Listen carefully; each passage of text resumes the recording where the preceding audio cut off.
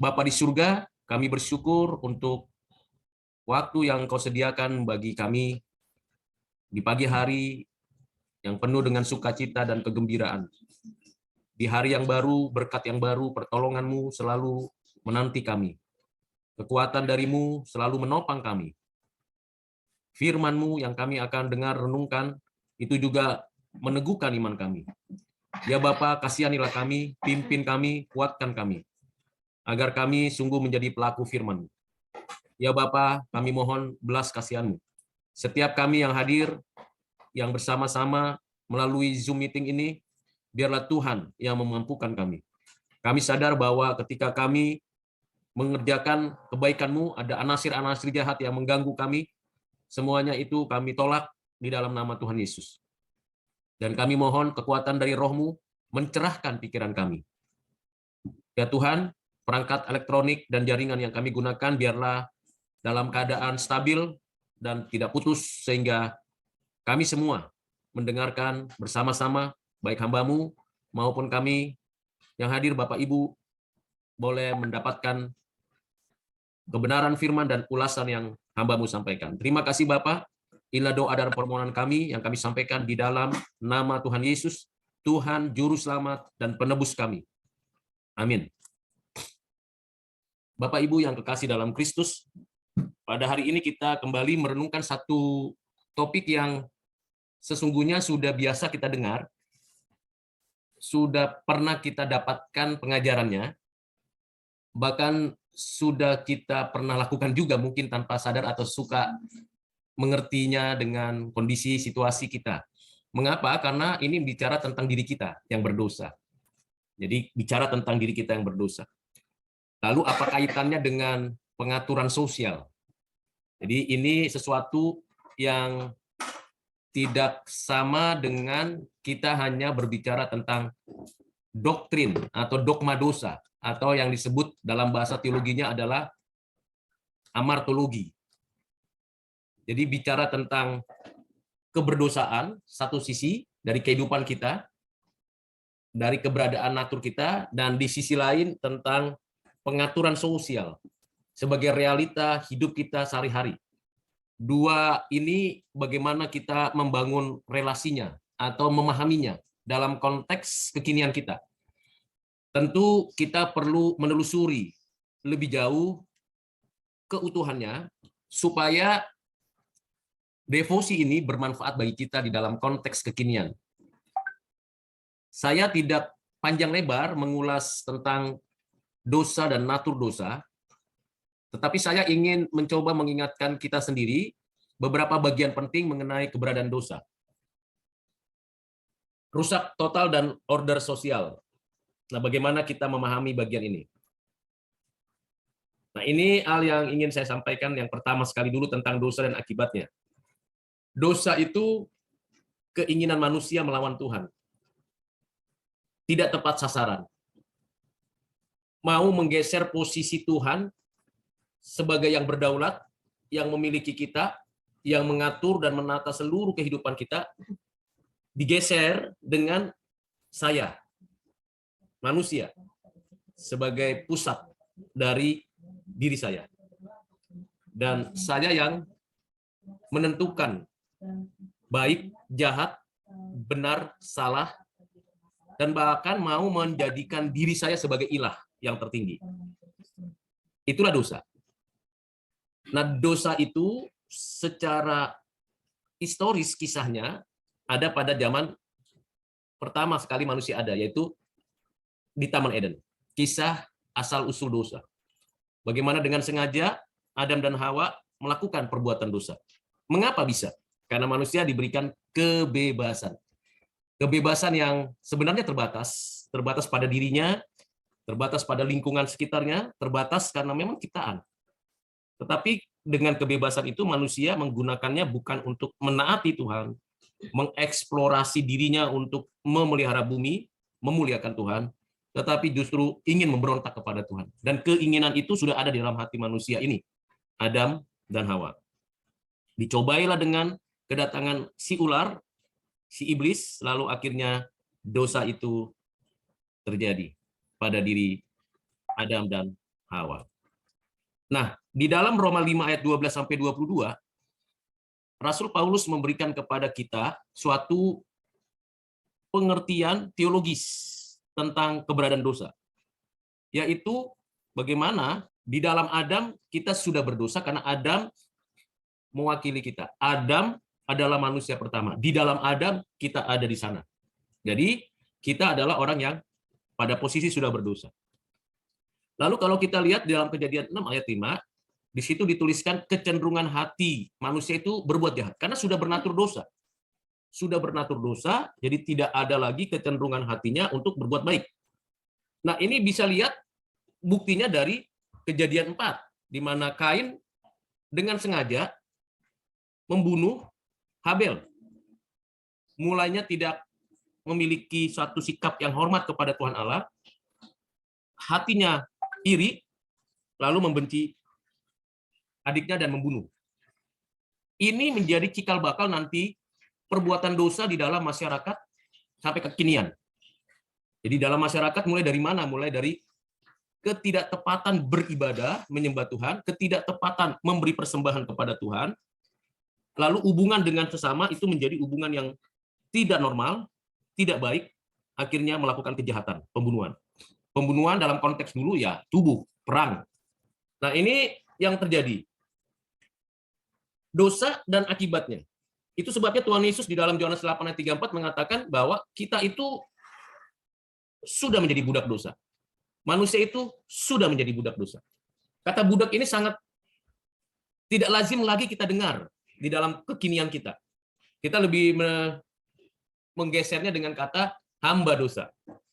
Tetapi sebenarnya istilah yang aslinya adalah budak. Budak itu berarti tidak lagi punya hak atas dirinya kecuali dosa. Nah, itu yang terjadi. Apa yang ditulis di dalam Roma 7 ayat 13 sampai 26 sebenarnya merupakan suatu pergumulan tiap orang menghadapi keberdosaan. Kalau kita lihat dan perhatikan di Roma 7 itu sebenarnya ada dua tahapan yang paling penting. Yang pertama itu saya secara manusia berdosa itu berjuang. Di dalam hati kecil setiap orang selalu punya keinginan berbuat baik. Mau berbuat baik, tapi tak mampu. Mengapa? Karena memang kita tidak punya power lagi. Tidak punya kekuatan lagi untuk berbuat baik. Dan itulah akibat dosa. Itulah yang disebut dengan salah satu bagian yang penting di dalam akibat dosa selain maut, yaitu rusak total. Rusak total berarti strukturnya dan arah hidup kita sudah rusak. Struktur di dalam pemikiran kita, arah di dalam hidup kita itu sudah rusak. Tidak lagi sesuai dengan apa yang Tuhan kehendaki, yang Tuhan inginkan dari kita. Itu yang disebut dengan rusak total. Sehingga kalau kita mau tapi nggak mungkin mampu, sudah mati, sudah hopeless. Demikian juga dituliskan di dalam Roma 1 ayat 18-32 sampai 32 ayatnya. Ini menggambarkan kepada kita bahwa manusia itu mulainya tidak lagi berbuat benar, berbuat baik, mulainya melakukan kejahatan, yaitu tadi digesernya posisi Tuhan. Tuhan sudah menyatakan diri kepada Adam dan Hawa, Tuhan sudah menyatakan diri kepada manusia, tapi manusia menindas kebenaran. Kebenaran apa? Kebenaran akan keberadaan Tuhan. Sehingga di Roma pasal 1 ayat 18 sampai 32 ini dijelaskan dengan sangat teologis, sangat runut, bahwa mulai dari menggeser posisi Tuhan, menyingkirkan kesejatian Tuhan dengan respon, oh Tuhan tidak ada. Oh Tuhan itu tidak perlu diikuti. Saya yang perlu. Tetapi pada sisi lain, manusia punya keinginan untuk menyembah. Nah, ini terjadi suatu ketidakkonsistenan manusia. Manusia tidak mau menyembah Tuhan yang sejati, tetapi di dalam hatinya secara natural tidak bisa ditolak untuk tidak menyembah. Maka muncullah kepercayaan keagamaan, menyembah bintang bulan dan sebagainya, menyembah buatan tangannya sendiri. Nah, akibatnya, dampak daripada penyembahan yang bersalah itu, yaitu melakukan suatu tindakan yang cemar, baik dalam pikiran, kehendak, dan afeksi. baik di dalam hubungan pribadi, hubungan keluarga, hubungan masyarakat. Dari rusak total, maka menimbulkan rusak struktur sosial, struktur di dalam keluarga, struktur di dalam pemerintahan, struktur di dalam kehidupan secara global. Dari rusak total itu menimbulkan arah yang tidak lagi benar dalam kehidupan pribadi, keluarga, masyarakat, dan pemerintah. Nah, ini bagian awal supaya kita bisa memposisikan dulu bahwa kita itu orang berdosa dan kita tahu betul bahwa kita berada di dalam kerusakan. Rusak total. Tetapi di pihak lain, saya ingin mengingatkan kita Bapak Ibu bahwa walaupun kita rusak total, ada suatu hal yang perlu kita mengerti, ada anugerah Tuhan secara umum. Nah, anugerah Tuhan yang secara umum inilah yang mengekang keberdosaan itu terjadi terus. Mengekang karena anugerah umum inilah yang memberikan kita sadar betul betapa Tuhan peduli dengan ciptaannya. Sehingga dalam struktur sosial yang sudah rusak, arah sosial yang sudah tidak benar itu, yang cenderungnya melawan Tuhan, Tuhan masih memelihara, menjaga bumi dengan segala isinya, dan menyisahkan orang-orang yang takut akan Tuhan. Di dalam bacaan yang saya ingin sampaikan kepada Bapak Ibu, Habakuk pasal 1 ayat 1-4. Saya bacakan untuk kita. Ucapan ilahi dalam penglihatan Nabi Habakuk. Berapa lama lagi Tuhan, aku berteriak, tetapi tidak kau dengar. Aku berseru kepadamu, penindasan, tetapi tidak kau tolong. Mengapakah engkau memperlihatkan kepadaku kejahatan, sehingga aku memandang kelaliman? Ya, aniaya dan kekerasan ada di depan mataku. Perbantahan dan pertikaian terjadi. Itulah sebabnya hukum kehilangan kekuatannya, dan tidak pernah muncul keadilan. Sebab orang fasik mengepung orang benar. Itulah sebabnya keadilan muncul terbalik. Dari ayat ini kita mendapatkan beberapa kejahatan sosial, kejahatan yang terjadi akibat rusak total. Jadi Habakuk seorang nabi yang diberikan kepekaan terhadap keberdosaan yang terjadi di zamannya. Dan ini mungkin bisa kita lihat juga di dalam konteks kekinian ya, konteks kekinian. Yang pertama penindasan. Penindasan misalnya bisa jadi ini di zaman kolonial atau di zaman penjajahan, dan ini akan terjadi nih kira-kira beberapa minggu ini sudah menjadi suatu isu yang besar. Rusia melawan Ukraina. Bahkan tadi malam saya mendengar pidatonya daripada Perdana Menteri Rusia, itu Putin. Itu luar biasa, dia melakukan suatu pernyataan, jangan ganggu, kami akan menyatakan perang, dan biar tahu kalian, kira-kira begitu bahasa kitanya, apa tindakan kami terhadap kalian. Wih, saya dengar itu tegas dan jelas sekali, terjadi sebuah upaya untuk melakukan penindasan. Kita sangat menyayangkan, tetapi kita tidak tahu sebenarnya apa di belakang pemikiran itu. Apakah sebelumnya memang ada keinginan untuk orang-orang di Ukraina melakukan tindakan penindasan juga terhadap orang Rusia? Kita tidak tahu secara persis. Sebuah keputusan berperang itu tidak mudah bagi seorang pemimpin di dalam konteks zaman digital ini. Kenapa? Karena semua orang langsung dapat informasi. Nah, yang sayangnya informasinya setengah kebenaran. Akibatnya kita mengambil keputusan atau berpihak ke Ukraina atau berpihak ke Rusia. Nah, ini yang mesti kita cermati. Berbeda dengan Habakuk. Habakuk mengatakan, aku berseru kepadamu penindasan tetapi tidak kau tolong. Berarti Habakuk mengalami sendiri, menyadari adanya penindasan. Adanya kejahatan, adanya kelaliman, adanya aniaya, adanya kekerasan, adanya perbantahan, adanya pertikaian, dan keadilan muncul terbalik. Ini bukti bahwa manusia sudah rusak total. Sistem masyarakat Israel sudah rusak. Struktur sosialnya, siapa raja, siapa imam, itu sudah rusak.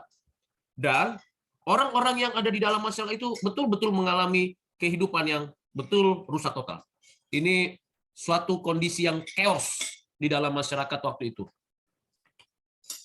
Dan apakah Tuhan membiarkan seperti ini?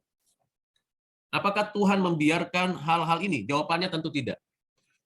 Sama seperti kita mengalami dalam masa-masa perjuangan Indonesia ya. Awalnya kan POC dan pedagang-pedagang itu datang ke Nusantara ini hanya untuk berdagang. Hanya untuk membeli atau melakukan bisnis. Tetapi faktanya lama-lama mendapatkan kesempatan untuk melakukan penindasan. Lalu terjadi tindak kejahatan. Akhirnya betul-betul mengalami suatu penguasaan wilayah. Apa yang terjadi, Bapak Ibu? POC mungkin 300 tahun dia menguasai Nusantara. Setelah bangkrut karena korupsi, lalu diserahkan kepada pemerintah Belanda. Kemudian pemerintah Belanda mengambil alih semua wilayah kekuasaan yang dikuasai oleh POC. Lalu tetap saja hanya ada secercah cahaya. Diharapkan itu mendapatkan sebuah pembaharuan. Seperti yang kita tahu bahwa pengaruh Abraham Kuyper di Belanda bukan hanya sebagai pendeta, tokoh politik, ahli teologi, tapi dia melakukan suatu perubahan untuk merubah struktur sosial dari kolonial, dari orang-orang yang ada di Belanda dan orang-orang yang ada di luar Belanda yang di dalam kekuasaannya. Karena sudah korup. Jadi sudah korup keberadaan Belanda, korup juga seluruh sistem yang ada di penguasaan Belanda. Kerusakan itu tidak hanya pada individu, tapi menyebar ke seluruh sistem. Nah, ini juga yang terjadi kalau kita bandingkan dengan Israel. Bagaimana dengan konteks Indonesia sekarang kekinian? Ya, kita bisa lihat kasus-kasus ketidakadilan. Misalnya Ahok dan rumah-rumah ibadah yang tidak bisa berdiri. Itu kan mulai dari satu tindakan tidak sesuai dengan apa yang Tuhan mau. Dan mereka menindas. Menindas karena apa? Karena mereka ingin menggeser posisi Tuhan dengan diri mereka yang harusnya mereka yang menjadi pusat, manusia. Saya lanjutkan lagi ke social order. Apa yang terjadi? Saya sudah menyampaikan tadi bahwa apakah Tuhan membiarkan? Tidak. Di dalam Habakuk pasal 1 ayat 12 dan pasal 2 ayat 6 sampai dengan ayat 20, jelas sekali bahwa Tuhan menetapkan penghukuman. Tuhan menetapkan penghukuman. Kalau di dalam bahasa kitab Roma, dikatakan Roma pasal 1 ayat 18, murka Allah nyata dari surga.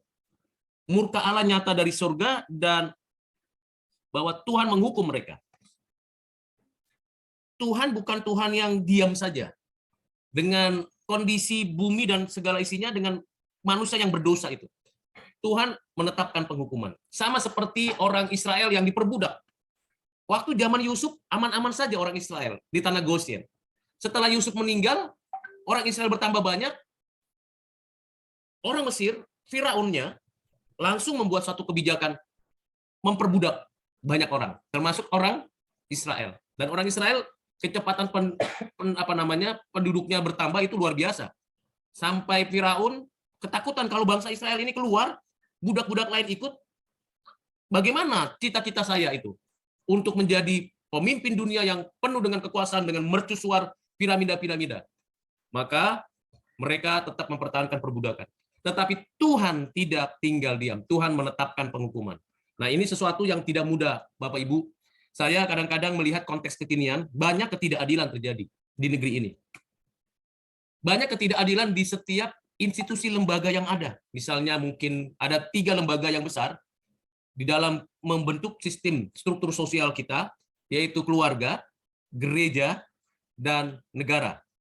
Di antara 3 lembaga yang besar ini, yang membentuk struktur sosial, yaitu keluarga, gereja, dan juga negara, ada lembaga-lembaga lain sebagai lembaga yang seharusnya mensupport, memberikan dukungan pembaharuan struktur sosial, yaitu pendidikan dan juga bisnis di dalam kehidupan bermasyarakat.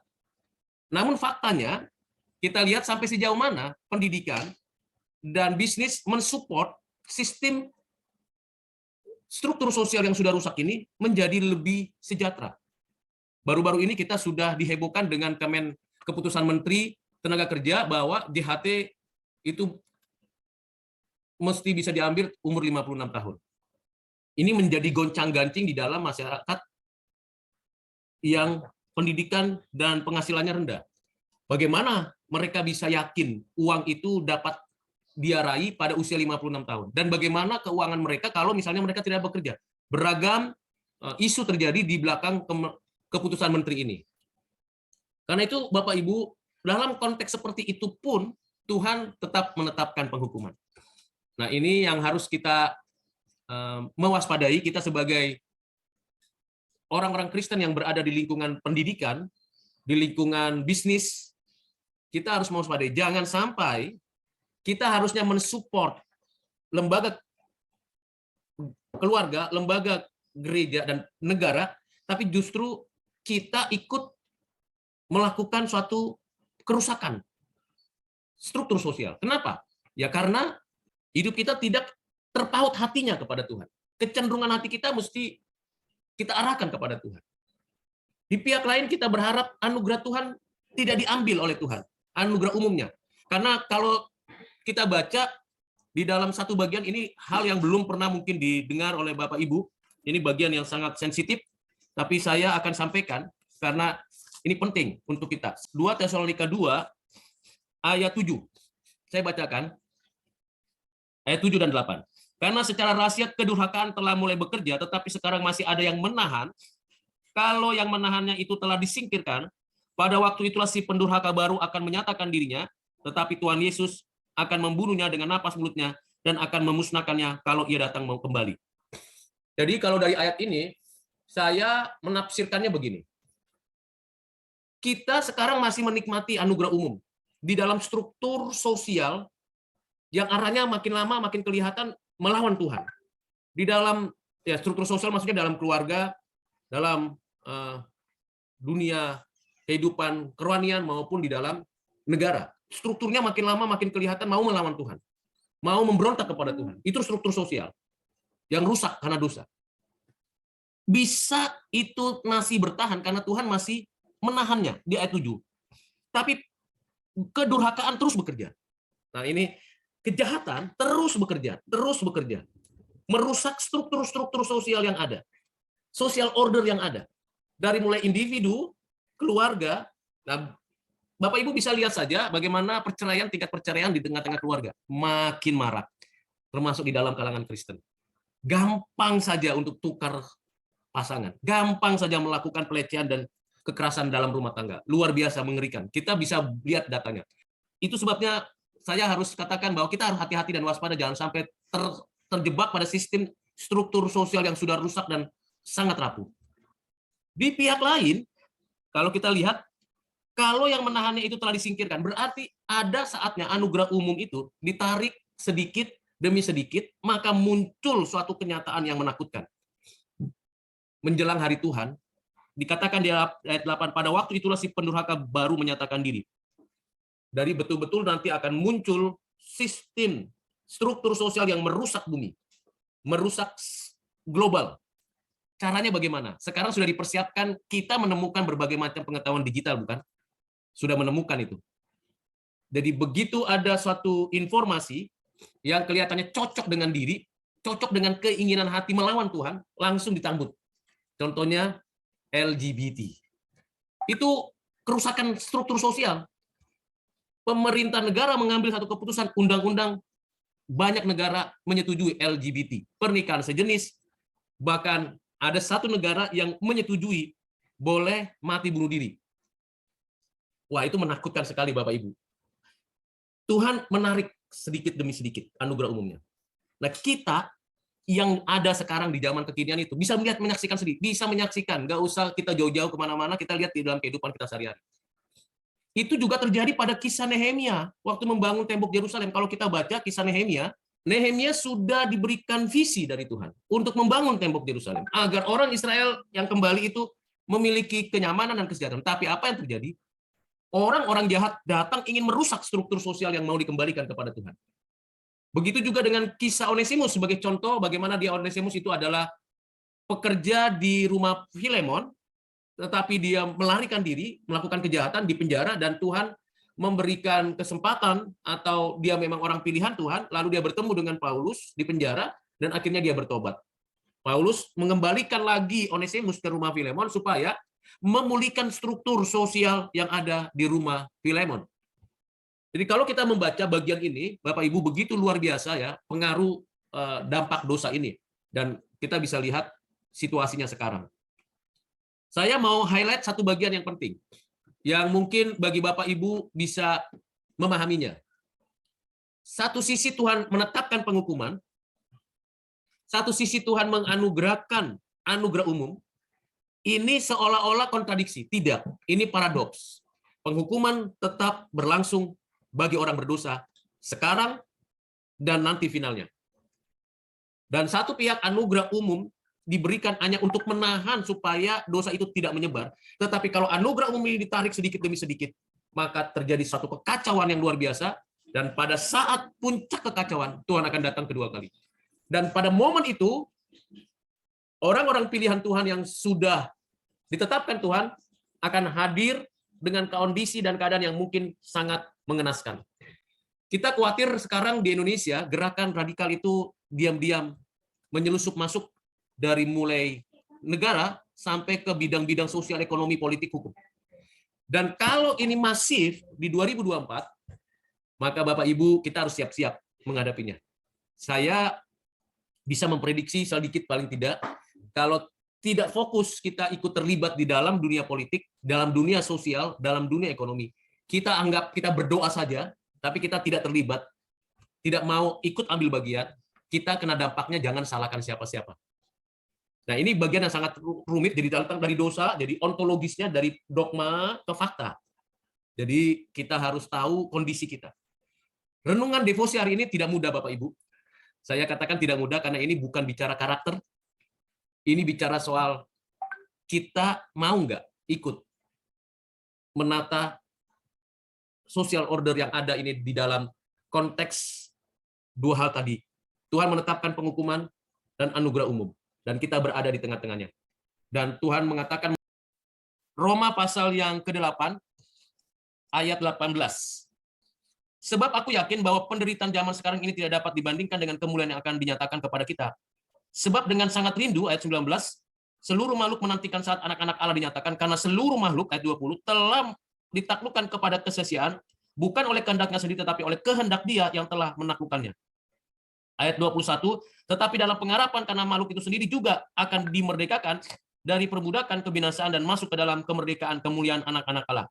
Ayat 22, sebab kita tahu bahwa sampai sekarang segala makhluk sama-sama mengeluh dan sama-sama merasa sakit bersalin. Kesimpulannya, Bapak Ibu. Pertama, kita bersyukur masih diberi kesempatan melihat, mendengarkan, mendapatkan firman Tuhan. Kita harus bersyukur itu. Itu saya rasa ucapan syukur yang paling penting, paling tinggi adalah kita masih mendengarkan firman Tuhan. Karena ada waktunya kita tidak bisa mendengarkan firman Tuhan lagi. Ketika struktur sosial itu menjadi sangat-sangat menakutkan, ketika pendurhaka itu datang. Dan pendurhaka itu segera bekerja terus sampai sekarang secara rahasia. Yang kedua, selagi masih ada kesempatan yang kita bisa manfaatkan di dalam kehidupan struktur sosial kita, keluarga, gereja, negara, di dunia pendidikan, dunia bisnis, mari kita kerjakan keselamatan itu dengan betul-betul melakukan keadilan, kebaikan. Karena ada waktunya kita akan mengalami dan menghadapinya dengan sangat menakutkan. Kalau tidak di generasi kita, generasi akan datang. Kita sudah bisa melihat dan menyaksikannya. Bagaimana kesulitan-kesulitan yang terjadi pada diri orang-orang percaya yang serius melakukan kehendak Tuhan. Dan itu tidak bisa terhindar. Kita hanya bisa mengatakan, Tuhan, cepatlah Engkau segera datang. Yang ketiga, yang terakhir, mari kita berjuang bersama. Tidak ada yang mampu kita lakukan kecuali Tuhan memampukan kita.